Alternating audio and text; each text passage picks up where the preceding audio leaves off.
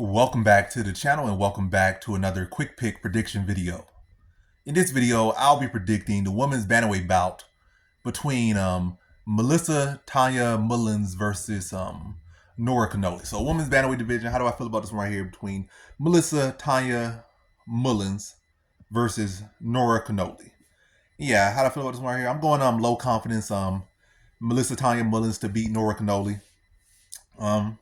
Yeah, both of these women what's that supposed to be? Both of these women are just not trustworthy. I know you will say Mullins is younger, not by much, like 32 versus 34 or 35.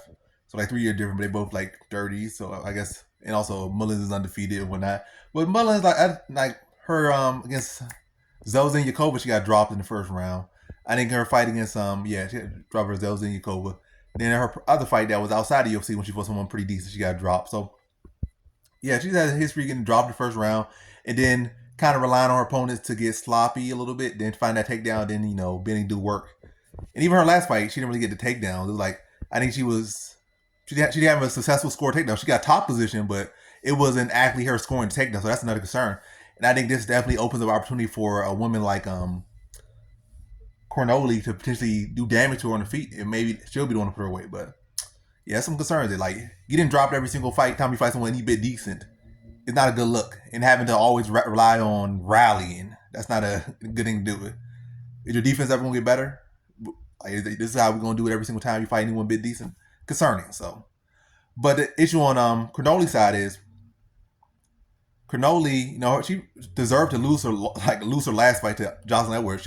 Edwards was getting some ugly takedowns. Like, I think the majority of them were head and arm throws, and they weren't even good head and arm throws. Like head and arm, like I just put you in like a schoolyard headlock. I'll fall down to the mat. My head touched the mat. Like tip of my head is on the mat, and like this is where you really supposed to take my back. And I think she did take her back like one time, but it was like the round was already over. And what did you win? But I guess the judges, I guess they were rooting for her. I think it was in France, so I don't know. But anyway, in the round. But I think the rest fight she was able to just do the sloppiest, ugliest head and arm throw. Whether she was hurt or not, I think at one point she did hurt Edwards. But then Edwards was able to put her in the head arm throw, literally fall to the mat, head on the mat, very loose headlock, and then just step over and take top of it. Like, it was a sloppy thing, or even turn into it. It was like very sloppy grappling. And she was giving up takedowns that you're not supposed to give up. Like, not supposed to give up at all.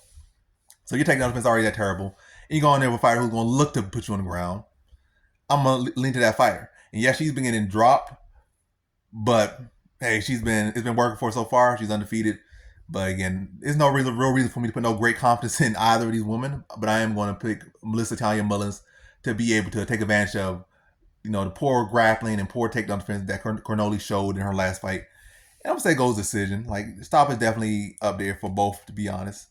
But I'm going to go with decision Melissa Tonya Mullins to be able to get those takedowns. Again, exploit that poor takedown defense and dominate the top position. Maybe if it's like, I'm not gonna get into the specifics, it's gonna be good ground pound or not. She's gonna get those control, and hopefully this time judges don't be on BS like they were last time, because you got taken down at will almost.